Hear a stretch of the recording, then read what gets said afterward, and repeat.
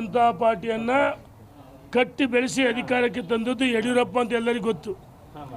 ವಿಜಯೇಂದ್ರ ಅಧ್ಯಕ್ಷ ಆದಮೇಲೆ ರಾಜ್ಯದ ಉದ್ದಗಲಕ್ಕೆ ಪ್ರವಾಸ ಮಾಡಿದರೆ, ಭ್ರಷ್ಟಾಚಾರ ವಿರುದ್ಧ ಹೋರಾಟ ಮಾಡಿದರೆ, ಮೂಢ ಪಾದಯಾತ್ರೆ, ಸಿದ್ದರಾಮಯ್ಯ ನಿವೇಶನ ವಾಪಸ್ ಕೊಟ್ಟರು, ವಾಲ್ಮೀಕಿ ಹಗರಣ, ನಾಗೇಂದ್ರ ತೆರೆದಂಡಾಯಿತು ಸಚಿವರು ಮತ್ತು ದಿನನಿತ್ಯ ರಾಜ್ಯದ ಉದ್ದಗಲಕ್ಕೆ ಪ್ರವಾಸವನ್ನು ಮಾಡಿ ಕಾಲಿಗೆ ಚಕ್ಕರ್ ಕೊಟ್ಟುಕೊಂಡು ಯಡಿಯೂರಪ್ಪನವರಂತೆ ವಿಜಯೇಂದ್ರ ಸಹ ರಾಜ್ಯದ ಉದ್ದಗಲಕ್ಕೆ ಪ್ರವಾಸ ಮಾಡಿ ರಾಜ್ಯದ ಕಾರ್ಯಕರ್ತರ ಮುಖಂಡರ ಭಾವನೆಗಳಿಗೆ ಸ್ಪಂದನೆ ಮಾಡಿ ಪಕ್ಷವನ್ನು ಸಂಘಟನೆ ಮಾಡ್ತಾರೆ. ಇವತ್ತು ಕಾಂಗ್ರೆಸ್ಸು ಅಧಿಕಾರಕ್ಕೆ ಬಂದು 2 ವರ್ಷ ಆದರೂ ಟೇಕಪ್ ಆಗಿಲ್ಲ. ಕಾಂಗ್ರೆಸ್ಸಿನ ನೂರಾರು ವೈಫಲ್ಯಗಳು, ಭ್ರಷ್ಟಾಚಾರಗಳು, ಇದ್ರ ಬಗ್ಗೆ ರಾಜ್ಯದ ಅಧ್ಯಕ್ಷ ವಿಜಯೇಂದ್ರ ಅವರು ಕಾಂಗ್ರೆಸ್ಸನ್ನು ಯಾವ ರೀತಿ ಈ ರಾಜ್ಯದಲ್ಲಿ ಅಧಿಕಾರನ ತೊಲಗಿಸ್ಬೇಕಂತ ಹೇಳಿ ಪ್ರಯತ್ನ ಮಾಡ್ತಿದ್ರೆ, ಎಲ್ಲ ಒಂದು ಕಡೆ ಇವರೊಂದು 5-6 ಜನ ಭಿನ್ನಮತೀಯರು, ನನಗೆ ಅವ್ರ ಬೆಂಬಲ ಇದೆ, ಇವ್ರ ಬೆಂಬಲ ಇದೆ, ದಿಲ್ಲಿಗೆ ಹೋಗಿ ಭೇಟಿ ಮಾಡ್ತೀವಿ, ಅದಕ್ಕೆ ದಂಡಯಾತ್ರೆ ಯಶಸ್ವಿ ಆಗಲ್ಲ.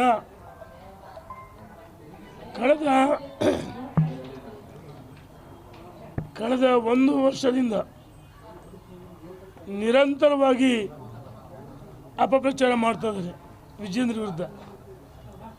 ಮತ್ತು ಯಡಿಯೂರಪ್ಪನವರು ಮುಖ್ಯಮಂತ್ರಿ ಆಗಿದ್ದಾಗಲೂ ಸಹ ಅಧಿವೇಶನದ ಒಳಗೆ ಹೊರಗೆ ಬಹಿರಂಗವಾಗಿ ಎತ್ತಾಳು ಮಾತಾಡಿದ್ರು. ಏನಾಯಿತು, BJP 2023ರಲ್ಲಿ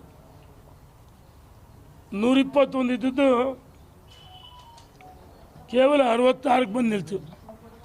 2009ಗೆ 46 ಸ್ಥಾನಕ್ಕೆ ಬಂತು. ಆದರೆ ರಾಜ್ಯದ ಅಧ್ಯಕ್ಷರು ಸಂಕಲ್ಪ ಮಾಡಿದರೆ, ಬಂಡಾಯ ಇವ್ರು ಏನು ಬೇಕಾದ್ರೂ ಹೋರಾಟ ಮಾಡಲಿ, ದೂರು ಕೊಡಲಿ, ಆದರೆ ದೂರ ಎಲ್ಲಿ ಕೊಡಬೇಕು? ಮಾಧ್ಯಮದ ಎದುರಿ ದೂರು ಕೊಟ್ಟರೆ ನಡೆಯುತ್ತಾ? ದಾರಿಲಿ ಬೀದಿಯಲ್ಲಿ ಮಾತಾಡ್ತಾರೆ. ಅದೇ ಏನಾದರೂ ಇದ್ದರೆ ರಾಷ್ಟ್ರೀಯ ನಾಯಕರನ್ನ, ಸಂಘ ಪರಿವಾರನ ಭೇಟಿ ಮಾಡಿ ಚರ್ಚೆ ಮಾಡಬೇಕು. ಅದರ ಬದಲಾಗಿ ಒಂದು ರೀತಿ ಮಾನಸಿಕ ಅಸ್ವಸ್ಥರಾಗಿದ್ದಾರೆ. ಕೇಂದ್ರದ ವರಿಷ್ಠರು ಸೂರ್ಯಚಂದ್ರ ಸತ್ಯನ ವಿಜಯೇಂದ್ರ ರಾಜ್ಯದ ಅಧ್ಯಕ್ಷ ಮುಂದುವರಿತಾರೆ. ನಮ್ಮ ಕಣ್ಮುಂದೆ ಯಾವ ರೀತಿ ಪಕ್ಷವನ್ನು ಸಂಘಟನೆ ಮಾಡಬೇಕು, ಮುಂಬರುವ ಜಿಲ್ಲಾ ಪಂಚಾಯತಿ, ತಾಲೂಕ್ ಪಂಚಾಯತಿ, ಇದು ಮಹಾನಗರ ಪಾಲಿಕೆ, ಪುರಸಭೆ, ಪಟ್ಟಣ ಪಂಚಾಯತಿ, ನಗರಸಭೆ ಚುನಾವಣೆಗಳು ಬರ್ತವೆ. ಕಾರ್ಯಕರ್ತರಿಗೆ ಅಧಿಕಾರ ಕೊಡಬೇಕು. 2028 ವಿಧಾನಸಭೆ ಚುನಾವಣೆಯಲ್ಲಿ ಭಾರತೀಯ ಜನತಾ ಪಾರ್ಟಿ ಸ್ವತಂತ್ರವಾಗಿ ಸರ್ಕಾರ ರಚನೆ ಮಾಡಬೇಕು. ಆ ನಿಟ್ಟಿನಲ್ಲಿ ಅಧ್ಯಕ್ಷ ಯೋಚನೆ ಮಾಡಿದರೆ, ಇವರೊಂದು 5-6 ಜನ ಭಿನ್ನಮತೀಯರು ದಿನನಿತ್ಯ ಆರೋಪ ಮಾಡ್ತಿದ್ದಾರೆ. ನಾನು ಒಂದು 5-6 ದಿವಸ ಮಾತಾಡಲಿಲ್ಲ.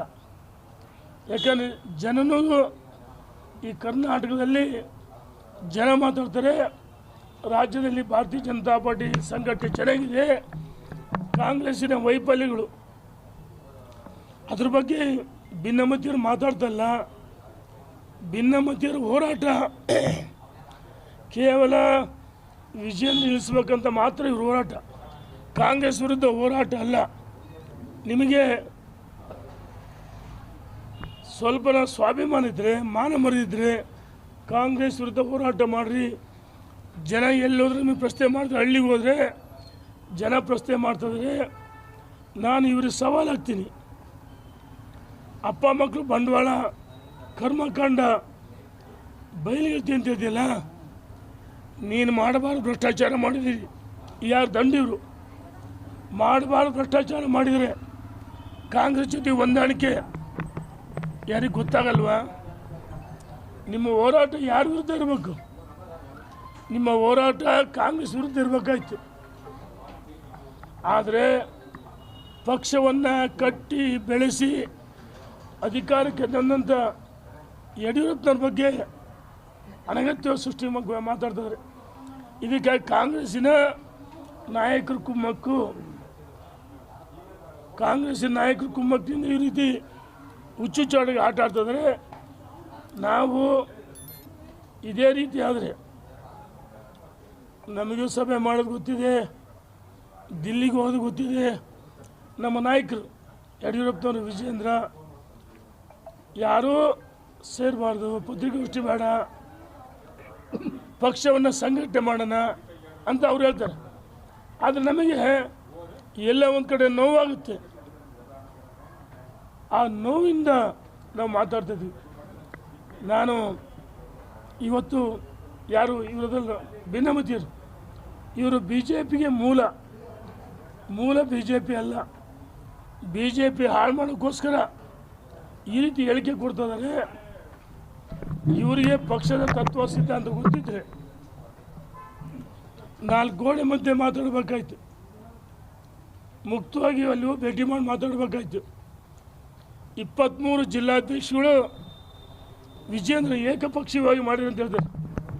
ನೋಡಿ, ಏಕಪಕ್ಷೀಯವಾಗಿಲ್ಲ. ರಾಜ್ಯದಲ್ಲಿ ಚುನಾವಣೆ, ಆಂತರಿಕ ಚುನಾವಣೆ ನಡೆಸೋಕ್ಕೆ ಗಣೇಶ್ ಕಾರ್ಣಿಕದ್ರೆ ಅವರ ಮಾರ್ಗದರ್ಶನ ಮೇರೆಗೆ 13 ಜನ 3 ಜಿಲ್ಲೆಗೆ ವೀಕ್ಷಕರಿದ್ದಾರೆ, ಚುನಾವಣೆ ಇನ್ಚಾರ್ಜು, ಮತ್ತು ಜಿಲ್ಲೆಗೆ ಒಬ್ಬೊಬ್ಬರಿದ್ದಾರೆ. ಅಭಿಪ್ರಾಯವನ್ನು ಸಂಗ್ರಹಿಸಿ ವಿಜಯೇಂದ್ರರಿಗೆ ಏನೂ ಪಾತ್ರ ಇಲ್ಲ, ಸ್ಥಳೀಯವಾಗಿ